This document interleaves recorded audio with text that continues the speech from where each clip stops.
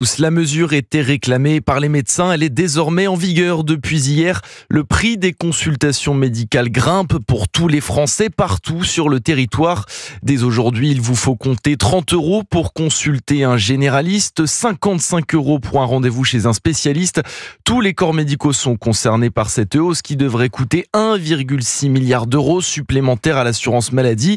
Mais avant tout, Margot Faudéré, ces nouveaux tarifs vont surtout impacter le portefeuille des Français. Pour tous ceux qui ont une complémentaire santé, soit 96% des Français, ces hausses vont en fait se répercuter sur le prix de leur mutuelle. D'ailleurs, celles-ci viennent d'annoncer une augmentation des tarifs de 6% en moyenne l'année prochaine, en lien justement avec ces revalorisations.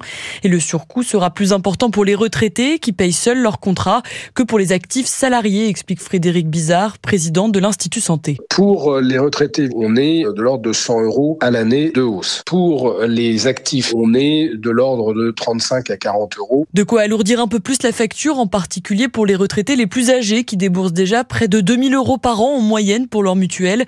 Et pour les 3 millions de Français qui n'ont pas de complémentaire, cela se traduira par une hausse du reste à charge, même si la consultation chez un généraliste coûte moins cher dans notre pays que chez nos voisins européens, rappelle Frédéric Bizard. Par rapport aux tarifs européens de l'ordre de 60 €, ça reste un niveau probablement beaucoup trop bas pour contrer les problèmes de désertification médicale. Pour un Français sans mutuelle et qui consulterait son médecin généraliste 3 fois par an, le reste à charge avoisinerait alors les 30 € sur un an. Margot Faudéré du service économie d'Europe 1.